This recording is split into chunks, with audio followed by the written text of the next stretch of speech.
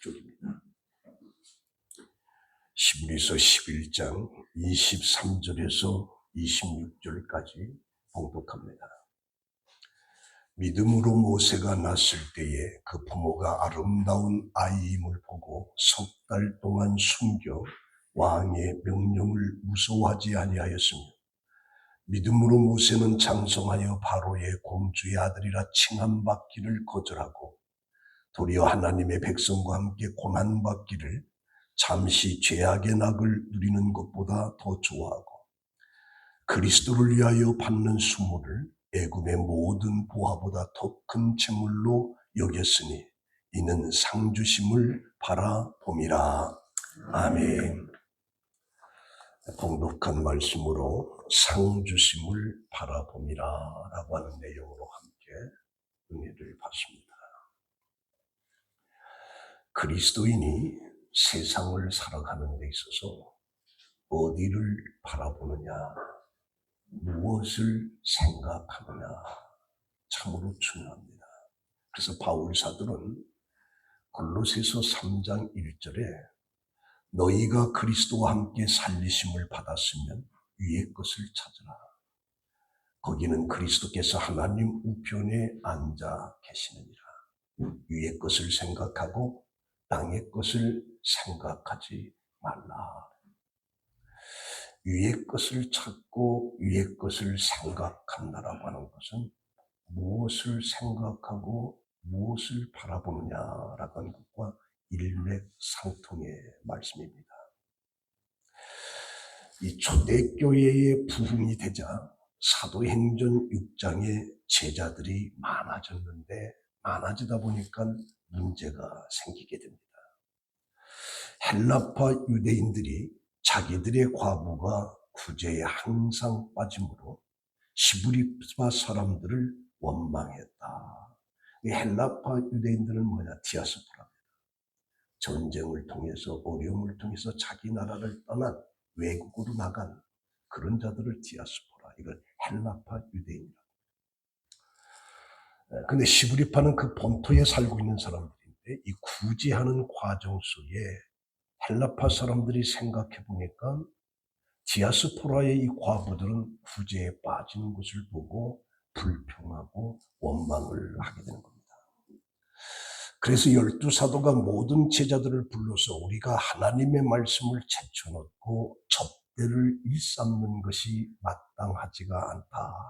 형제들아, 너희 가운데 성령과 지혜가 충만하여 칭찬받는 사람 7을 선택해라. 그리고 이 일을 그들로 하게 하자. 그래서 무리가 기뻐함으로 7사람을 선택하는데 그 중에 스데반 집사가 있었습니다. 스데반은 은혜와 권능이 충만해서 큰 기사와 표적을 행하다 보니까 여러 지역의 온 자들이 스데반을 놓고 논쟁을 일어나는 겁니다. 그때 스데반의 지혜와 성령으로 말함을 그들이 능히 당하지 못하자 사람들을 매수해서 이 사람이 모세와 하나님을 모독했다라고 하는 것을 우리가 들었노라. 그러면서 백성과 장로와 서기관들을 충동시켜 잡아가지고 공회에, 그리고 거짓 증인을 세우는 겁니다. 그 거짓 증인의 내용이 뭐냐? 이 사람이 나사렛 예수가 이곳을 헐고 모세가 우리에게 전하여 준 규례를 고치겠다 함을 우리가 들었노라 하거든요. 이 거짓 증인의 공회 중에는 많은 사람들이 스데반의 얼굴을 쳐다본 겁니다. 그때 그 스데반의 얼굴이 천사의 얼굴과 같더라. 그러면서 대제사장이 이들이 말한 것이 사실이냐라고 질문할 때 스데반이 대답을 합니다. 우리 조상 아브라함이 하나님의 명령을 따라 고향을 떠나 가나안 땅으로 이주하였고 이삭을 낳고 야곱을 낳고 요셉을 통해서 75명이 애굽에 내려갔는데 400년이 지나가면서 많은 숫자가 늘어났다. 그런데 애굽 사람들이 이스라엘의 번성이 두려워서 어린아이를 낳는 자를 다 죽이라. 이런 때에 하나님께서 모세를 통해서 출애굽을 하게 되고 광야 40년 속에 시내산에서 하나님의 말씀을 주셨다. 하나님의 말씀을 주셨는데도 불구하고 우리 조상들은 모세에게 복종하지 않고 송아지를 만들어서 망령되면서 이 송아지가 우리를 애굽에서 이끌어냈다라고 하면서 망령된 행동을 했다. 그리고 솔로몬을 통하여 성전을 지었으나 높으신 하나님은 인간의 손으로 지으신 그 틀 속에 갇혀있는 분이 아니다. 하나님은 우주 어디든지 다 계시다. 그런데 너희들은 목이 걷고 마음과 귀에 할례를 받지 못한 자들아, 너희도 너희 조상과 같이 항상 성령을 거스리는도다. 너희 조상들이 선지자들 중에 누구를 박해하지 아니하였느냐? 의인이 오시리라 예고한 자들을 그들이 죽였고 이제 너희는 그 의인을 잡아준 자요 살인자다. 너희는 율법을 받고도 지키지 아니하였도다. 이런 말을 스데반이 토해낼 때 그 말을 듣고 있던 수많은 사람들이 마음에 찔리면서 그를 향해서 이를 갈았다. 그때 스데반이 성령이 충만해서 하늘을 우러러봤다. 하늘을 우러러볼 때 하나님의 영광과 및 예수께서 하나님의 우편에 서신 것을 보았습니다. 그러면서 하늘이 열리고 인자가 하나님 우편에 서신 것을 보더라. 그때 그들이 큰 소리를 지르면서 귀를 막고 일제히 그를 달려서 성 밖으로 내쳐서 돌로 쳐서 그들을 죽입니다.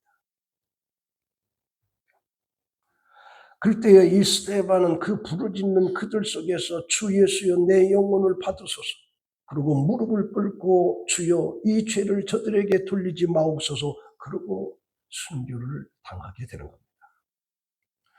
여기서 중요한 것은 스데반이 성령이 충만하여 하늘을 우러러보았다. 하늘이 열리고 인자가 하나님 우편에 서신 것을 보았다. 그래서 우리가 하나님을 바라볼 때 승리를 하게 되는 겁니다. 삶의 고통에서 감당하며 살 수 있는 것은 십자가를 바라보는 데서 나옵니다. 십자가를 바라보면서 참을 수가 있고 하나님을 바라보면서 모든 것을 할 수가 있는 거예요. 오늘 봉독한 말씀 속에 모세가 가진 상주심을 바라봅니다. 이런 신앙만 가지고 있으면 무엇이든지 참을 수 있고 무엇이든지 포기할 수 있고 무엇이든지 내려놓을 수가 있습니다. 26절에 상주심을 바라봅니다. 이 말은 한마디로 모세의 믿음을 표현하고 있습니다. 모세는 나일강에 버려진 시부리 어린아이입니다. 그때 마침 나일강에 나온 바로의 딸 공주에 의해서 양자로 삼아지고 애굽 궁궐에서 바로의 공주의 아들로 모든 것을 누리면서 산 사람입니다. 40년 동안 부족함이 없는 궁궐의 삶을 누렸습니다. 시부리 민족을 사랑하는 마음이 결국 애굽 사람을 죽임으로 미디안 광야로 도망을 가서 그곳에서 40년 동안 목동 생활하다가 그러던 중에 호렙산에서 하나님의 부르심을 받아서 80세에 시부리 민족을 출애굽해서 광야에서 40년 동안 이끌어가던 민족의 지도자가 바로 모세입니다. 1950년대 가장 영향력을 준 영화 중에 하나였던 The Small Woman이라고 하는 이 영화가 있었는데, 이 영화는 영국의 여선교사인 글래디스 아일워드에 관한 이야기입니다. 이 선교사가 1930년대 중국에 와서 선교 사역을 했는데 특별히 그녀는 중국의 여성 해방에 대한 지대한 관심을 가지고 있었습니다.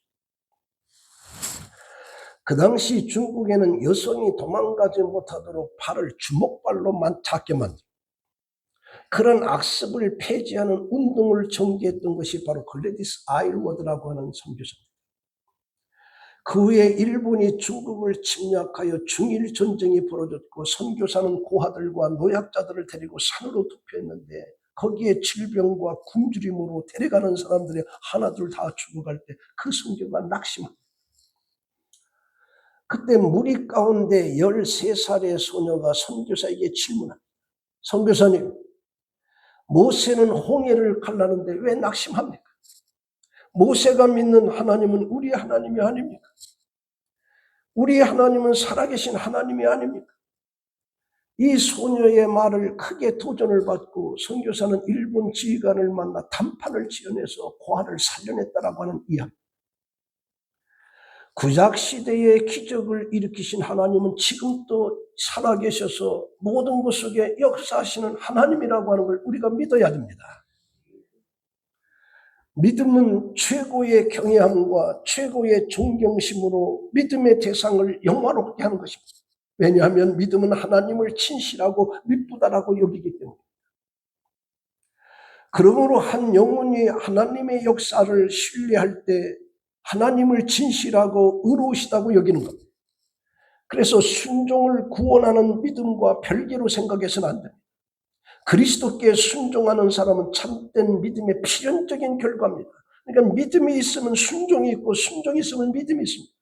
순종이 있는데 믿음이 없다라고 하는 건 말이 되지 않습니다. 믿음 있는 사람은 순종이 있습니다. 믿음이라고 하는 것은 단지 하나님의 약속하신 선물들만 보물로 끌어안는 게 아니라 하나님 그분 자체를 끌어안는 것이 믿음입니다. 믿음은 장래에 올 하나님의 부동산에만 희망을 두는 것이 아니라 하나님이 거기 계실 것이라고 하는 희망을 가지는 것이 믿음입니다. 그리고 지금 이 순간에도 믿음이 가장 간절히 끌어안는 것은 죄를 용서받았다라고 하는 실제뿐이 아니라 우리 마음속에 하나님이 세력하셔서 우리 마음에 임재하고 있다라고 하는 걸 믿는 것입니다. 믿음은 우리의 필요를 채우시는 하나님의 신뢰하는 것으로 우리를 더 행복하게 해주겠다라고 하는 유혹과 죄의 능력을 물리치는 것이 바로 믿음입니다.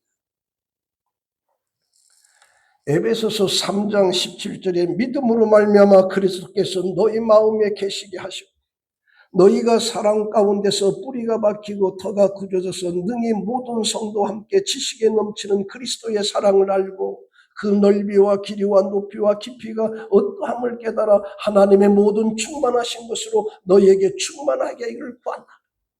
여기서 중요한 건 믿음으로 말미암아 그리스도 안에서 내 안에 있게. 믿음으로 말미암아. 믿음이 없으면 예수가 하나님이 내 안에 있다라고 하는 걸 믿을 수가 없고 믿을 수 없는 사람은 복된 삶을 살 수가 없습니다.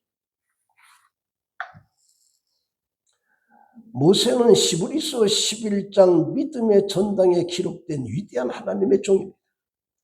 모세는 믿음이라고 하는 걸 통해서 인간이 추구하는 명예와 쾌락과 재물을 다 버린 사람입니다. 하나님의 사람으로 정체성을 정확히 알고 세상을 살아가는 행동하는 사람, 상식적인 삶의 모든 것을 포기하고 깨고 버린 믿음의 사람. 저는 이 말씀을 보면서 모세는 정말 위대한 사람이구나라고 하는 감탄사를 나올 수 있습니다. 여기서 우리는 세 가지를 보는데 첫 번째, 모세는 바로의 공주의 아들이라고 하는 칭함을 거절했다래요. 바로의 아들, 공주의 아들이라고 하는 명예지요. 이걸 다 거절했다는 거죠. 이 거절한다라고 하는 것은 부인하다, 거부하다, 사절하다. 모세가 어릴 때는 애굽의 공주의 아들로서 모든 특권을 마음껏 누렸지만 장성한 후에는 어렸을 적 유모로 가장에서 궁궐에 들어온 어머니 요게벳으로부터 교육받은 여호와의 신앙과 너는 히브리 사람이라고 하는 민족의식이 사로잡혀 있었습니다. 이게 잠재의식 속에 쓰고 있던 민족의 정체성을 자각하거든요. 그래서 그는 애굽 궁궐에서 누릴 수 있는 특권을 전부 다 거절합니다. 장성하여 어렸을 때는 공주의 아들로 살았지만 장성에 따른 다르다는 얘기예요. 왜? 그의 정체성에 대한 눈을 뜨게 된 거예요. 자신이 누구고 자신의 존재 이유가 무엇인지 아는 데서 그치지 않고 그 지식을 따라 행동했기 때문에 바로의 공주의 아들이라고 하는 모든 부귀 영화를 누릴 수 있는 그것을 다 거절한 거예요. 그래서 모세는 바로의 공주의 아들이라 부름을 받는 것을 거절했어요. 모세는 공주의 아들이라고 하는 상속자로서의 자기 특권을 포기한 거예요. 오늘 성도들도 자신의 정체성을 분명히 인식하면서 우리는 세상으로부터 구별된 삶을 살아야 됩니다. 나는 예수 그리스도로 인해서 예수의 사람이 됐다라고 하는 이 정체성을 알게 되면 세상으로부터 우리는 구별된 삶을 살 수가 있는 거예요. 두 번째는 하나님의 백성과 함께 고난받기를 잠시 죄악의 낙을 누리는 것보다 더 좋아했다. 모세는 애굽의 왕실에서 장성한 뒤 자신이 애굽인이 아니고 히브리 사람이라고 하는 사실을 알게 된 그 장래에 보장된 애굽의 왕실의 모든 것을 다 버렸다. 여기서 더 좋아했다라고 하는 것은 오히려 선택했다라고 하는 건데, 이는 누가 요구하거나 강요해서 사람이 없는데도 모세 스스로가 자기 민족들과 함께 고난받기를 선택했다는 거죠. 부귀영화를 누릴 수 있는 상황인데도 이걸 다 거절했다는 거예요. 어떻든 영광의 길을 버리고 고난의 길을 선택하였다라고 하는 것은 결코 쉬운 일이 아닙니다. 이러한 모세의 선택과 결단은 하나님에 대한 믿음에 의한 것입니다. 하나님에 대한 믿음이 아니면 이와 같은 결단은 불가능한 겁니다. 내가 편히 살 수 있고 모든 부귀 영화를 누릴 수 있는데도 불구하고 이것을 거절했다라고 하는 것은 하나님에 대한 믿음이 없으면 이렇게 결단한다라고 하는 게 불가능한 겁니다. 불가능. 그래서 베드로전서 4장 2절에 그 후회로는 다시 사람의 정욕을 쫓지 않고 오직 하나님의 뜻을 쫓아 육체의 남은 때를 살게 하려 합니다. 사람의 정욕을 쫓지 않고 하나님의 뜻을 따라서 남은 생을 살기를 원한다라고 하는 베드로의 말이에요. 모세가 애굽의 왕실을 떠난다라고 하는 것은 스스로 왕족의 신분을 버리는 것을 말하는 거죠. 순수 히브리 사람으로서 오히려 애굽 사람들로부터 억압의 대상이 된다라고 하는 걸 의미합니다. 히브리 사람들로 살아가겠다라고 하는 선택은 어쩌면 비웃음을 받을 수가 있는 거죠. 애굽의 왕위를 계승할 수 있는 그 자리를 버린 겁니다. 모세가 바로의 무남동녀인 하셉수트 공주의 아들이라고 하는 신분에 충실하였더라면 애굽의 통치자도 될 수 있습니다. 모세도 이런 사실을 알고 있었습니다.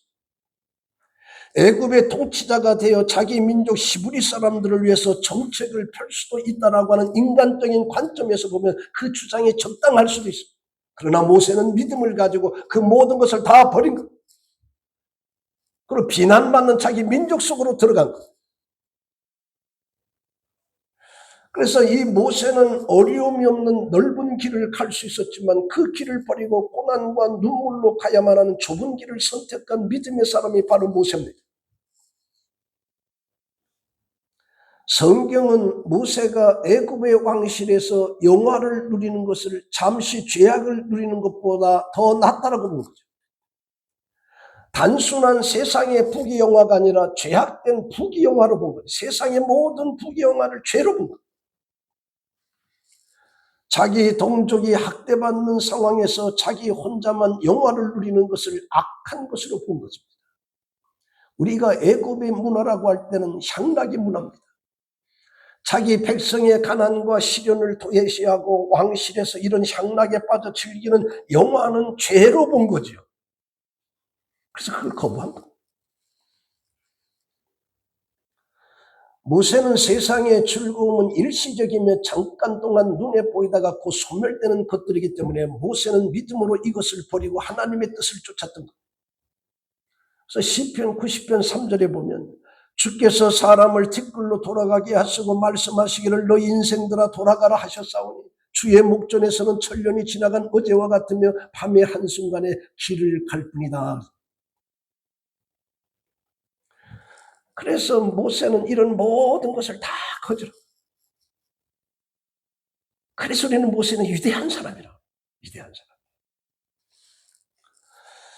그 다음에 세 번째는 그리스도를 위해서 수모를 애구의 모든 재물보다 더 큰 재물로 여겼다. 여기 수모라고 하는 것은 비방, 치욕, 불명예 등을 의미하는 거예요. 그래서 그리스도를 위해서 이런 고난을 받는 것이죠. 사실은 이게 예수가 나타나기 1500년 전에 그리스도가 담는 그 고난을 여기서 얘기하고 있는 거예요. 사실 모세와 그리스도 사이에는 많은 공통점이 있는데, 그리스도는 사람들을 위해서 하늘의 영광을 버리시고 이 땅에 오셨으며 사람들에게 멸시를 당하였고 사람들을 구속하기 위해서 십자가에 죽은 것. 모세도 애굽에 종살이하는 자기 백성을 위해서 자기 앞에 보장되어 있는 모든 영광을 한순간에 다 버렸습니다.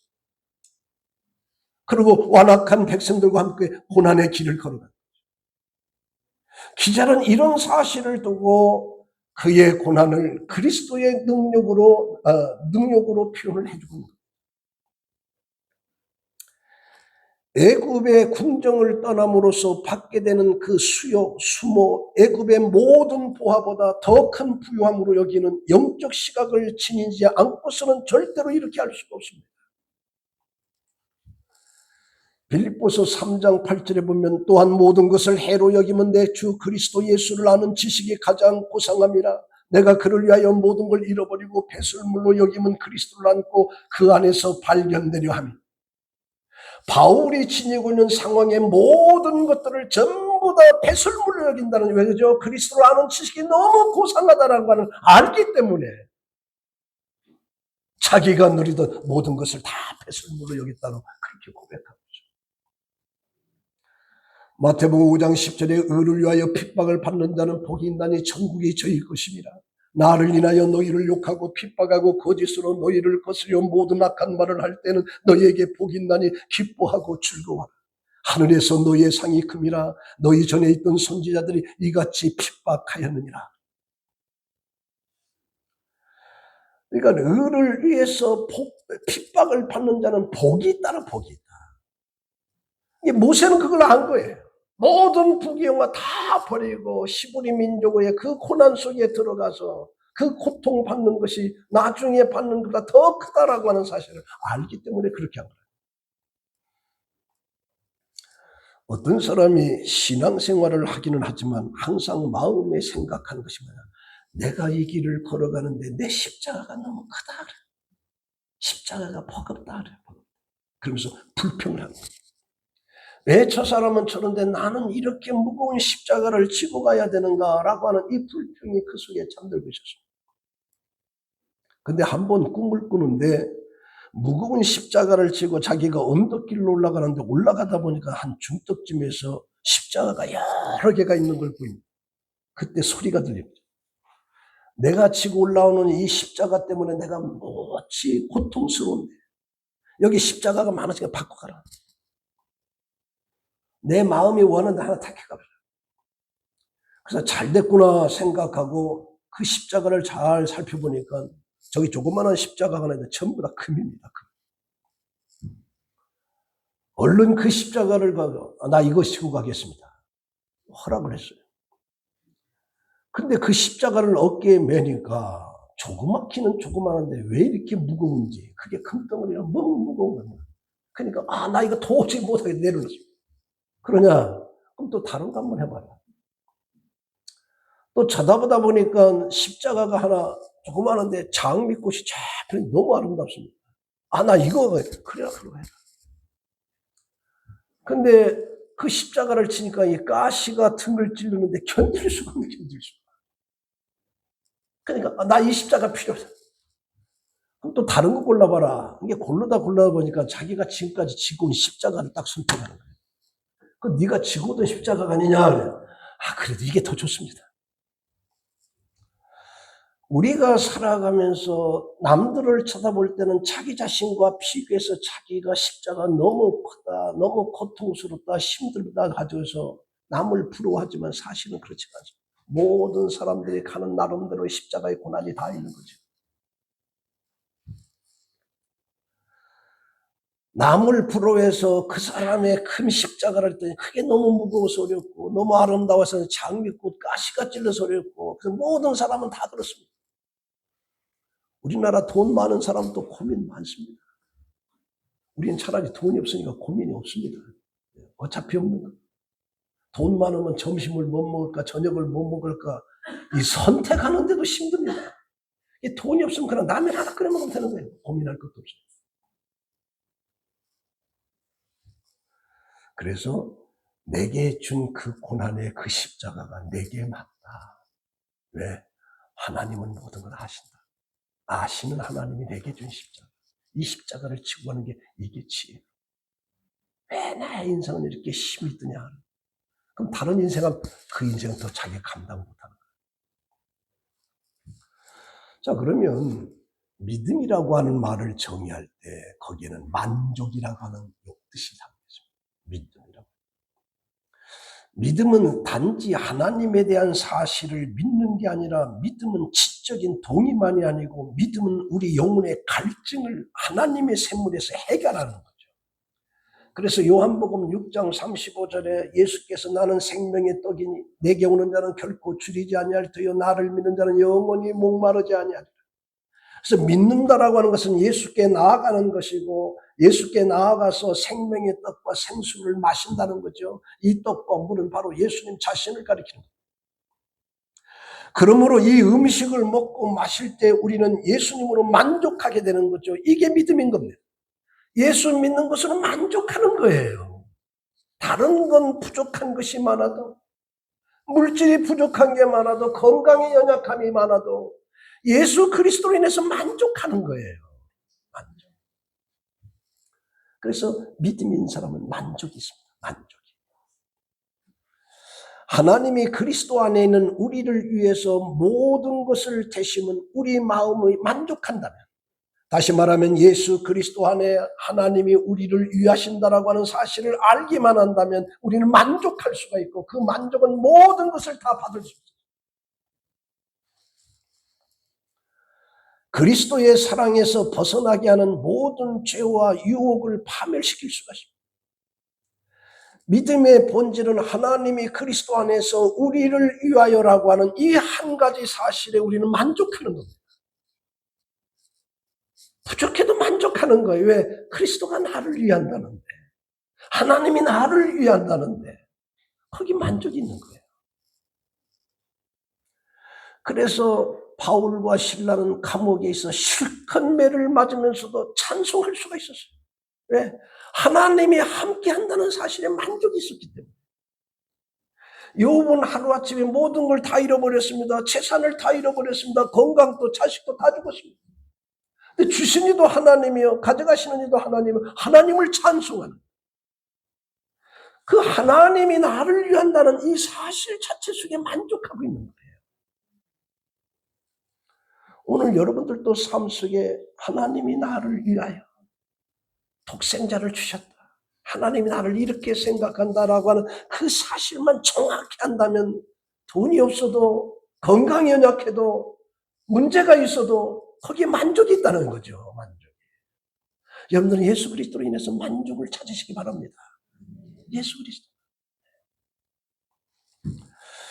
믿음이라고 하는 말을 또 하나 다르게 정의해보면 거기는 기쁨이라고 하는 용어가 있습니다.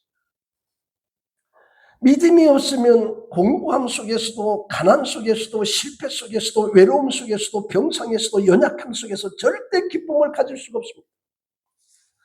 그러나 믿음이 있으면 그런 속에서도 기쁨이 있는 거죠. 그래서 필립보서 2장 17절에 만일 너희가 믿음의 제물과 섬김 위에 나를 전제로 드릴지라도 나는 기뻐하고 너희 무리와 함께 기뻐하리니 이와 같이 너희도 기뻐하고 나와 함께 기뻐하라. 그러면서 필립보서 4장 4절에 주 안에서 항상 기뻐라. 내가 다시 말하노니 기뻐하라. 바울이 이 글을 쓴 것은 감옥에서 쓴 겁니다. 이제 처형될 날이 얼마 남지 않았을 때. 그래서 나를 전제로 드릴지라도 나는 기뻐한다. 무리와 함께 기뻐한다. 그러니까 죽을 날이 얼마 남지 않은 그런 감옥에서도 바울은 기뻐한다라고 얘기한 거죠. 그래서 히브리서 11장 6절에 믿음이 없이는 하나님을 기쁘시게 할 수 없다. 그러니까 믿음이 있으면 어떤 환경 속에서도 기쁨이 있다는 기쁨이에요. 여러분들의 삶 속에 기쁨이 있으세요? 한숨 절망 원망하는 거 아니세요? 믿음이 있으면 어떤 환경 속에서 기쁨이 있습니다. 기쁨. 그래서 우리는 하나님을 기쁘시게 하면 그 기쁨이 우리 삶에 존재하며 그 기쁨은 이웃을 함께 기뻐할 수도 있는 거죠. 그래서 믿음이 있으면 이웃을 기쁘게 하는 거예요. 내가 지금 근심이 가득 찼는데 뭐 내 이웃까지 제 친구까지 아니에요. 믿음이 있으면 나는 어려워도 내 이웃에게도 얼마든지 기쁨을 줄 수 있어요. 그래서 로마서 15장 2절에 우리 각 사람이 이웃을 기쁘게 하되 선을 이루고 덕을 세우도록 할지니라. 그래서 믿음이 있는 사람은 이웃을 틀림없이 기쁘게 합니다. 내가 지금 어려워도, 내가 지금 고통스러워도 우리 믿음이 있기 때문에 그 고통스러워도 기쁨을 가지기 때문에 그 기쁨을 가지고 다른 사람에게도 얼마든지 기쁨을 줄 수 있어요. 근데 어떤 사람들 그렇게 말하면 내 코가 석자로 빠졌는데 무슨 얘기예요? 그건 안 믿는 사람들 얘기죠. 믿는 사람들은 예수 그리스도의 그 믿음을 통해서는 기쁨을 가지고 있어요. 그렇기 때문에 이웃에게도 얼마든지 기쁨을 줄 수가 있는 거예요. 이웃의 기쁨을 주지 못하는 것은 내게 기쁨이 없다는 얘기가 되는 거죠. 자, 오늘 이 말씀 가지고 결론 냈습니다. 하나님의 인정받는 신앙의 삶이 가능한 것은 딱 하나입니다. 상주심을 바라봅니다. 하나님을 바라봅니다. 일을 생각하는 거죠. 모세가 자기 백성과 함께 고난받는 길을 선택하게 된 이유가 무엇인지 보여주고 있는데 원문의 내용을 자세히 들여다보면 왜냐하면 그가 장차 주어질 상에 대해서 계속 주목하고 있었기 때문에 내가 지금 이런 삶을 이런 고통을 살아도 장차 하나님께서 내게 주실 상이라고 하는 것을 항상 주목하고 생각하고 있었기 때문에 그게 가능하다.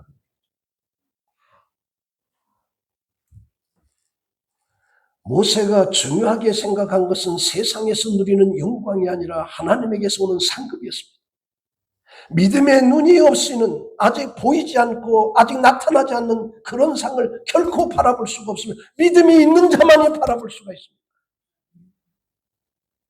모세가 지혜롭게 판단하고 결단을 내릴 수 있었던 것은 믿음의 눈을 가지고 찍어낼 썩어질 수밖에 없는 세상의 소유와 결코 썩어지지 않는 영적 가치를 구별할 수 있어요. 어떤 것이 진짜고 어떤 것이 가짜고 어떤 것이 영원한 것이고 일시적인 것을 믿음을 가지고 있다는 걸 쳐다볼 수 있었다. 그러나 믿음이 없는 자는 할 수가 없습니다. 보이지 않는데 어떻게 합니까? 믿음이 있는 자만 할 수 있는 거예요. 그래서 사도 바울은 고린도전서 15장 19절에 만일 그리스도 안에서 우리가 바라는 것이 다만 이 세상뿐이라면 모든 사람 가운데 우리가 더욱 불쌍한 자니라.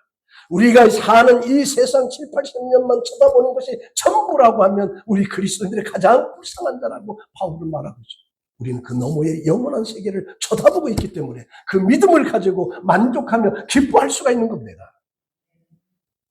모세가 그렇게 세상을 살았어요. 그래서 공주의 아들이라 부귀 영화 다 보낼 수가 있었습니다. 믿음은 세상을 넉넉히 이기고 유혹을 이기고 고난을 이기고 억울함을 이기고 아픔을 이기고 가난을 이기고 고독을 이기고 어떻게? 상주신임을 바라보기 때문에. 어떻게 이길 수 있나? 상주시는 하나님을 바라보기 때문에. 십자가를 바라보기 때문에 우리는 세상을 이길 수가 있는 거예요. 상주시는 하나님을 바라볼 때 극복할 수 없는 걸 극복할 수 있어요. 거룩한 삶을 살 수 있어요. 마귀의 유혹을 이길 수가 있어요. 세상의 유혹을 극복할 수 있어요. 용서와 사랑의 사람이 될 수 있어요. 섬김의 삶을 살 수가 있습니다. 성도 여러분, 모세가 상주시는 하나님을 바라봄으로 모든 것을 이겼던 것처럼 여러분들은 예수 그리스도의 십자가를 쳐다보고 삶의 모든 것을 승리로 이끌어가는 축복의 사람들이 되기를 예수의 이름으로 축원합니다. 기도하겠습니다. 하나님 감사합니다. 모세는 부귀와 영화, 모든 권력, 그 모든 걸 다 버렸습니다. 어떻게? 상주시는 하나님을 바라보았기 때문에. 그래서 바울은 위의 것을 생각하고 위의 것을 찾으라고 우리에게 말씀하고 있습니다. 우리는 십자가를 쳐다보며 살게 하옵소서. 우리는 영원한 하나님을 바라보면서 살게 하옵소서. 스데반의 눈을 뜨게 하신 하나님, 우리의 영적인 눈을 뜨게 하사 남이 볼 수 없는 것을 봄으로 인해서 모든 것을 이길 수 있는 승리의 복된 사람들이 되게 하여 주시옵소서. 예수님의 이름으로 기도합니다. 아멘.